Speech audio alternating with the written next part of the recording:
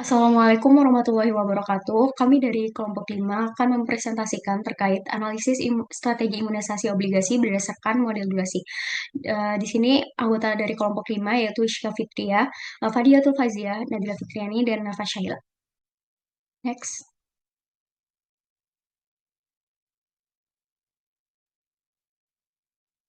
Kemudian di sini ada daftar isi atau outline yang akan kami bahas, yaitu yang pertama pendahuluan, kemudian diikuti oleh dasar teori, kemudian pembahasan, dan selanjutnya yang terakhir yaitu kesimpulan. Nah, pada latar belakang ini akan dibahas terkait dengan pasar obligasi.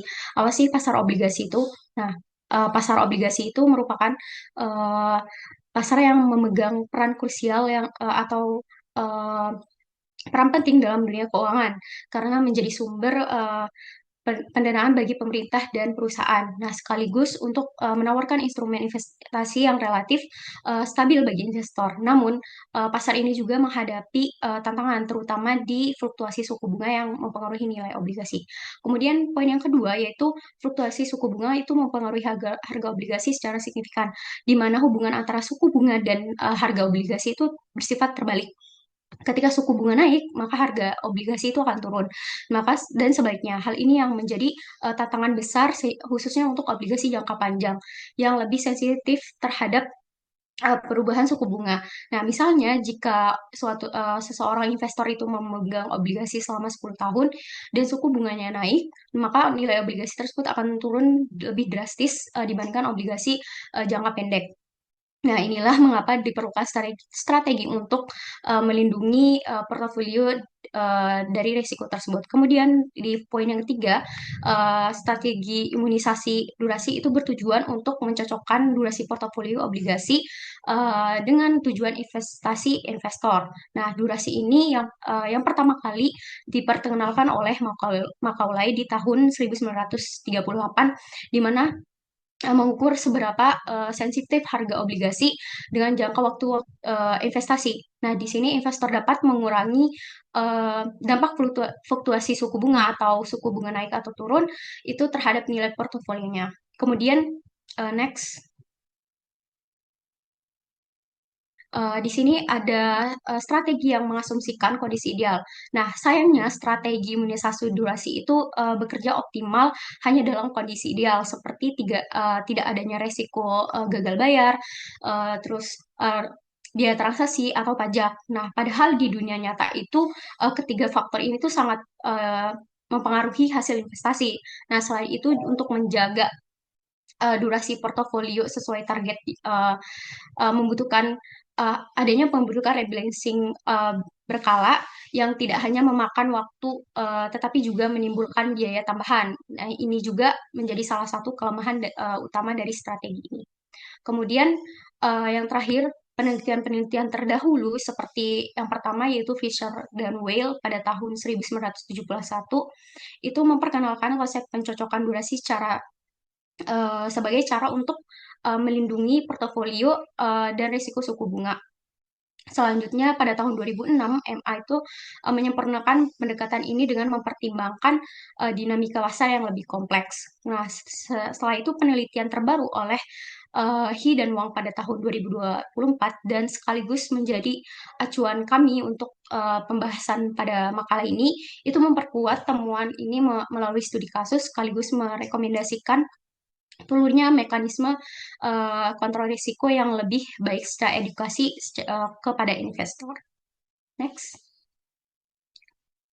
Sehingga rumusan masalah yang kami dapatkan pada pembahasan makalah ini, yang pertama itu bagaimana strategi imunisasi durasi digunakan untuk mengurangi risiko suku bunga.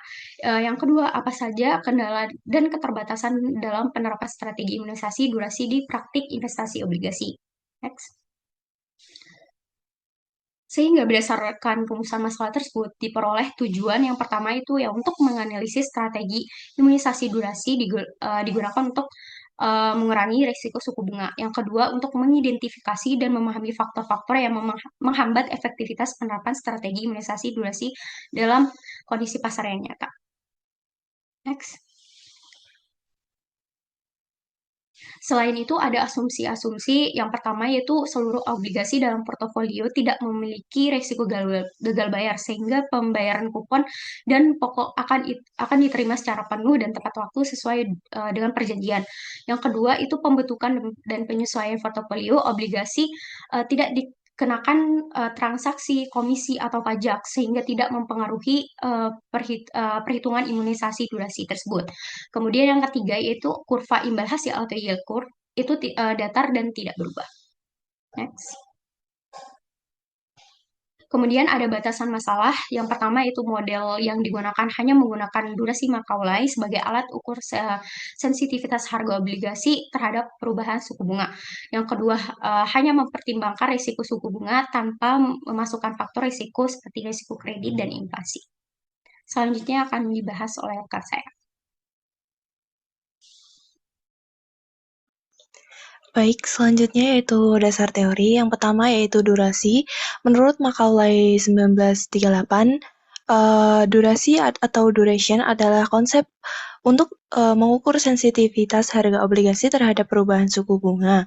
Nah, untuk formula dari durasi Macaulay dapat dilihat pada persamaan 1, di mana PV CFT itu sama dengan CFT kali DFT, dengan DFT-nya itu 1/1 plus Y pangkat T, atau dapat ditulis ulang sebagai persamaan 2, dengan T adalah periode waktu, CFT adalah arus kas pada periode T, Y adalah yield to maturity atau YTM, dan P sendiri adalah harga obligasi. Selanjutnya yaitu definisi obligasi. Obligasi menurut Fabuzzi 2006, obligasi adalah surat utang yang diterbitkan oleh pemerintah atau perusahaan untuk mendapatkan dana dengan janji akan membayar bunga secara berkala dan mengembalikan uang pokok saat jatuh tempo. Nah, untuk formula harga obligasi sendiri dapat dilihat pada persamaan 3, dengan P adalah harga obligasi, T adalah periode waktu, CFT adalah arus kas pada periode T, Y adalah yield maturity atau YTM. Selanjutnya yaitu imunisasi.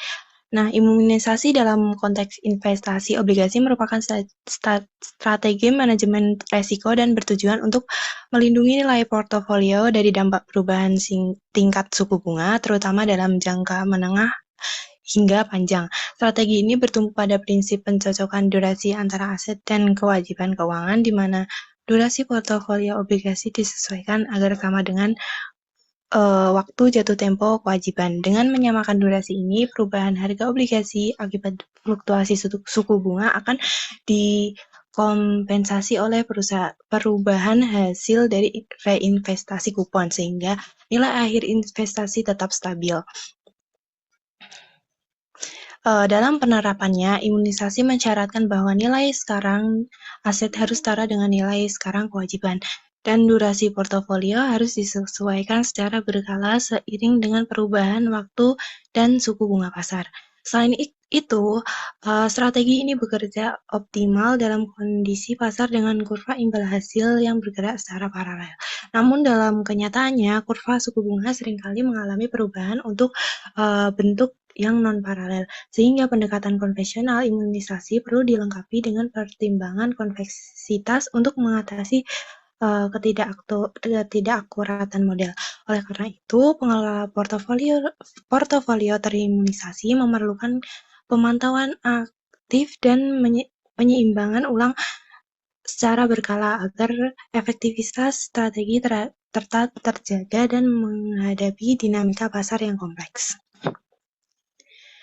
Selanjutnya yaitu konveksitas. Konveksitas menurut Kusuma dan Asrori 2005, konveksitas didefinisikan sebagai ukuran tingkat kelengkungan kurva yang merepresentasikan hubungan antara suatu obligasi dengan tingkat hasil hingga jatuh tempo.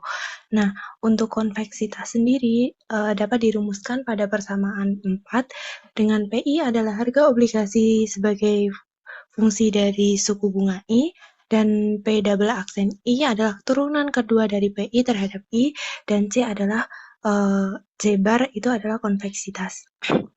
Nah, konveksitas berfungsi sebagai ukuran besarnya percepatan perubahan harga obligasi akibat adanya perubahan pada tingkat bunga.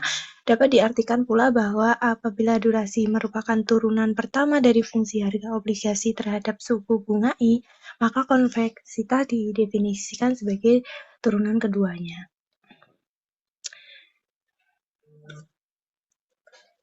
Selanjutnya yaitu apabila perubahan suku bunga yang terjadi bersifat relatif kecil, maka pendekatan deret Taylor hingga orde 2 dapat dilakukan untuk memperoleh estimasi nilai harga obligasi yang lebih akurat. Untuk mengaproksimasi perubahan harga obligasi akibat perubahan kecil suku bunga H menggunakan pendekatan tersebut, yaitu sebagai persamaan 5. Dengan V merupakan P aksen I per PI adalah modifikasi dari durasi dan C bar adalah konveksitas. Dalam kondisi tertentu, konveksitas dilakukan melalui pendekatan force of interest yang dilambangkan sebagai delta. Nah, konveksitas Macaulay didefinisikan rasio antara turunan kedua dari fungsi harga obligasi terhadap delta dengan harga obligasi itu sendiri. Secara matematis, konveksitas Macaulay dapat dirumuskan pada persamaan 6. Selanjutnya yaitu portofolio. Portofolio menurut Fahmi 2012 adalah sebuah bidang ilmu khusus yang mengkaji tentang bagaimana cara yang dilakukan oleh seorang investor untuk menurunkan resiko dalam berinvestasi secara seminimal mungkin, termasuk salah satunya melalui pendekatan diverifikasi resiko.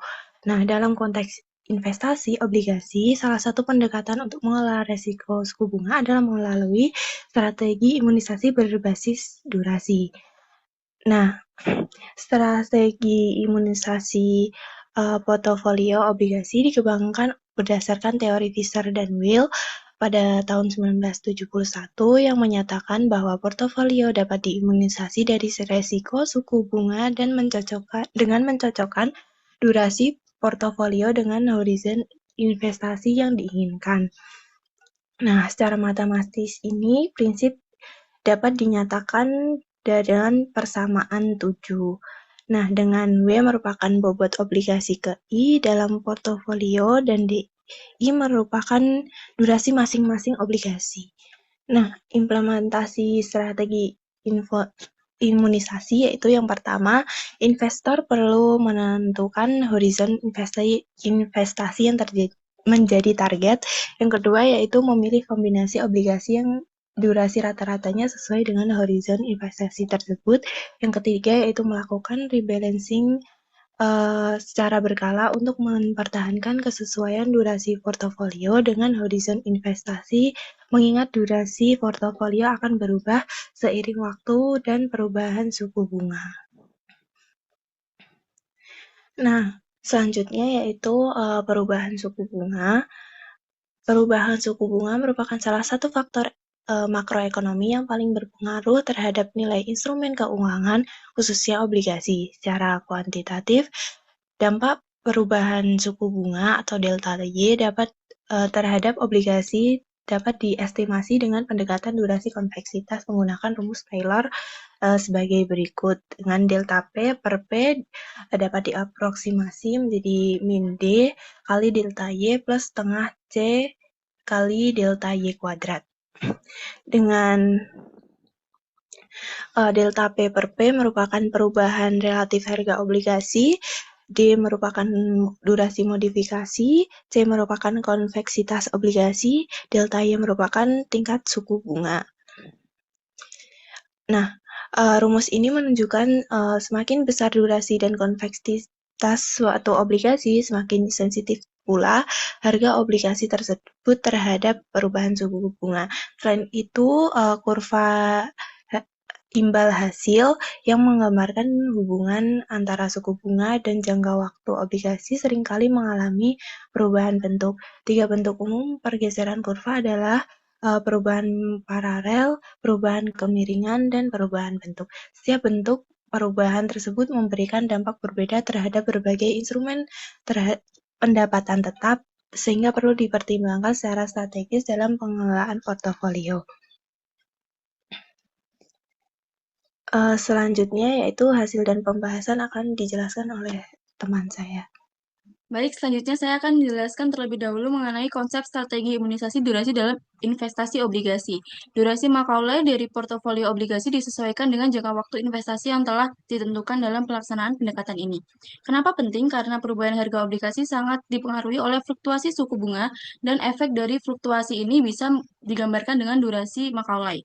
Sehingga jika durasi portofolio disesuaikan dengan jangka waktu investasi, maka risiko kerugian akibat perubahan suku bunga bisa diminimalkan. Secara teori, strategi ini cukup efektif, namun di lapangan kita tetap menghadapi tantangan seperti dinamika pasar dan perubahan asumsi ekonomi. Meskipun begitu, strategi ini tetap relevan, khususnya untuk menjaga kestabilan nilai investasi dalam jangka menengah hingga panjang. Asalkan dijalankan dengan hati-hati dan adaptif terhadap pasar. Dengan pemahaman ini, kita bisa masuk ke contoh penerapan strategi imunisasi melalui studi kasus. Next. Andi ingin memiliki dana sebesar 10 juta dolar dan ingin membuka toko buku dalam waktu 3 tahun ke depan dengan asumsi bahwa suku bunga pasar saat ini adalah 8%. Andi mempertimbangkan dua pilihan obligasi, yaitu obligasi A dan B dengan detail sebagai berikut. Obligasi A memiliki harga saat ini 98,15 dolar dengan kupon tahunan 6 dolar dan sisa waktu hidup 1 tahun dengan yield to maturity 6%. Sedangkan obligasi B memiliki harga 104,62 dolar dengan kupon tahunan 9 dolar dan sisa hidup 6 tahun dan juga yield sebesar 9%. Dari data ini kita akan mencoba menghitung dan membentuk portofolio yang terimunisasi, yaitu yang memiliki durasi sama dengan jangka waktu investasi Andi, 3 tahun. Next. Selanjutnya, kita akan menghitung durasi Macaulay untuk masing-masing obligasi, dimulai dari obligasi A. Seperti yang kita tahu, durasi Macaulay dihitung menggunakan rumus rasio antara nilai sekarang dari arus kas terdiskonto dikalikan waktu, dibagi dengan total nilai sekarang dari arus kas tersebut. Untuk obligasi A, karena hanya memiliki satu arus kas, yaitu pembayaran pokok dan kupon sebesar 6%, 1 tahun dari sekarang, maka rumus menjadi cukup sederhana. Setelah dihitung, maka hasil akhirnya adalah 1. Dengan demikian, durasi Macaulay untuk obligasi A adalah 1 tahun yang sesuai dengan sisa hidup obligasi ini. Next. Berikutnya adalah perhitungan durasi Macaulay untuk obligasi B yang memiliki struktur arus kas lebih kompleks. Obligasi B membayar kupon 9 dolar setiap tahun selama 6 tahun, dan di tahun ke-6 ada tambahan pembayaran pokok 100 dolar. Maka kita menghitung nilai sekarang dari nilai setiap arus kas tersebut. Didiskonto dengan tingkat yield to maturity sebesar 9%. Setelah itu kita kalikan masing-masing arus kas dengan waktunya, lalu jumlahkan semua. Hasil tersebut kemudian dibagi dengan total nilai sekarang dari seluruh arus kas, yaitu harga pasar obligasi. Setelah dihitung, diperoleh durasi Macaulay obligasi B adalah sekitar 4,89 tahun. Durasi ini lebih panjang dari obligasi A karena sisa hidup dan struktur arus kasnya lebih panjang dan tersebar. Maaf, sebelumnya itu ada kesalahan. Seharusnya 100 dolar itu ditambahkan pada tahun ke-6, bukan pada tahun ke-5. Next.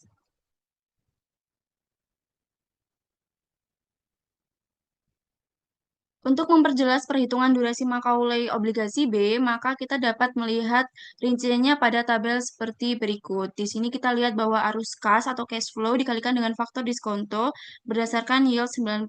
Kolom ketiga menunjukkan hasil diskonto, yaitu nilai sekarang dari masing-masing arus kas. Kemudian kita kalikan nilai tersebut dengan waktu ke T yang hasilnya ada di kolom terakhir. Kemudian kita jumlahkan seluruh nilainya atau nilai sekarang atau kolom P yang menunjukkan hasilnya adalah 100. Ini menunjukkan harga obligasi saat ini dan total dari T kali P adalah 488,9651. Untuk mendapatkan durasi Macaulay, kita tinggal membagi 488,9651 dengan 100 sehingga hasilnya adalah 4,8897 tahun atau dibulatkan menjadi 4,89 tahun. Next. Sekarang kita akan menghitung berapa besar investasi yang perlu dilakukan Andi saat ini untuk bisa mencapai target dana sebesar 10 juta dolar dalam 3 tahun. Kita menggunakan rumus present value dengan tingkat diskonto sebesar 8% dan jangka waktu 3 tahun. Perhitungannya adalah membagi 10 juta dolar dengan 1 plus 0,8 pangkat 3. Hasilnya adalah sekitar 7.938.322 dolar. Artinya, jika Andi menginvestasikan 7.938.322 dolar hari ini dan suku bunga tetap 8% per tahun, maka dalam 3 tahun dia akan memiliki 10 juta dolar yang dibutuhkan untuk membuka toko buku. Next. Baik, selanjutnya akan dijelaskan oleh rekan saya. Oke, selanjutnya kita akan menghitung proporsi portofolio agar durasi portofolio ini sama dengan investasi Andi, yaitu 3 tahun. Nah, pertama kita akan menggunakan rumus dari Fisher dan Weil yang ada di persamaan 7, di mana persamaannya sebagai berikut, yaitu omega A dikalikan dengan durasi A ditambah dengan omega B dikali dengan durasi B, sama dengan 3 tahun.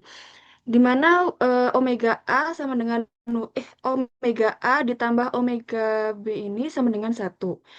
Nah, kita kan udah tahu nilai dari durasi A itu sebesar 1 dan nilai dari durasi B itu sebesar 4,8896. Kita akan substitusi nilai dari durasi itu ke persamaan 7 dan didapatkan omega A ini sebesar 48,59% dan omega B yaitu 51,41%.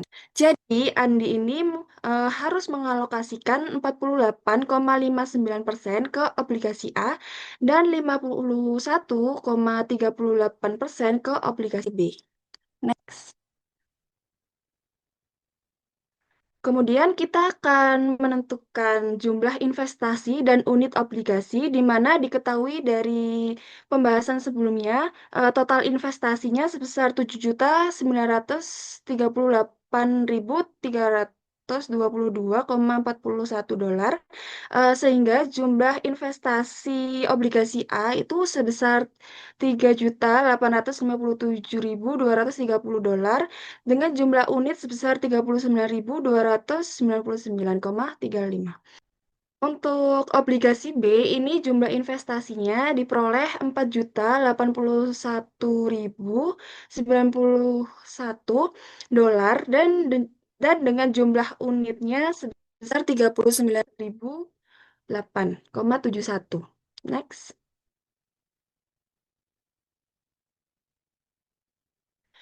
Nah, untuk nilai portofolio ini terdapat beberapa komponen sebagai berikut. Yang pertama yaitu nilai obligasi A pada akhir tahun ketiga. Untuk itunya sebagai berikut. Nah, ini tuh diasumsikan bahwa kupon akhir dan pokok dibayarkan sekaligus pada tahun ketiga dan nilainya ini direinvestasikan selama 2 tahun. Kemudian untuk kedua, yaitu nilai reinvestasi bunga obligasi B pada akhir tahun pertama ini bisa dilihat di slide. Kemudian untuk yang ketiga, yaitu nilai reinvestasi bunga obligasi B pada akhir tahun kedua ini bisa dilihat di slide juga. Kemudian bunga obligasi B tahun ketiga ini tidak direinvestasikan.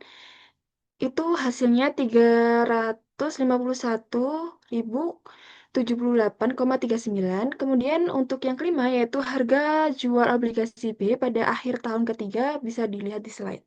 Next. Nah, hasil perhitungan nilai portofolio ini itu bisa dilihat di slide. Nah, berdasarkan tabel ini itu menunjukkan bahwa nilai portofolio itu akan tetap mendekati target 10 juta dolar walaupun suku bunganya ini mengalami fluktuasi sebesar kurang lebih atau kurang dari 1% dari nilai awal 8%. Next. Meski strategi imunisasi ini itu efektif secara teoritis, tapi dalam prakteknya itu masih terdapat kendala sebagai berikut, yaitu kurangnya analisis pasar yang mendalam sehingga efektivitas strategi yang terbatas. Yang kedua yaitu pengendalian resiko yang belum optimal untuk penyelesaian durasi portofolio. Dan yang ketiga yaitu kurangnya edukasi dan penyampaian informasi yang jelas kepada investor. Kemudian untuk keterbatasannya sendiri yaitu strategi imunisasi ini perlu dikembangkan lebih lanjut agar dapat menghadapi resiko investasi obligasi jangka panjang dengan lebih efektif. Kemudian studi ini tuh berkontribusi pada pengembangan strategi yang lebih praktis dan teoritis. Namun dalam implementasinya ini memerlukan penyesuaian lebih lanjut. Next. Untuk kesimpulannya sendiri, yaitu penerapan strategi imunisasi ini terbukti mampu secara signifikan menurunkan resiko suku bunga yang dihadapi oleh portofolio obligasi.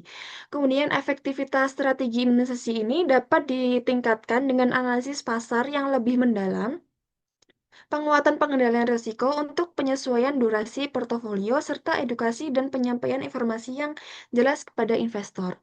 Kemudian studi ini tuh memberikan kontribusi praktis yang teoritis bagi pengembangan strategi imunisasi jangka panjang dalam pengelolaan risiko investasi obligasi. Next.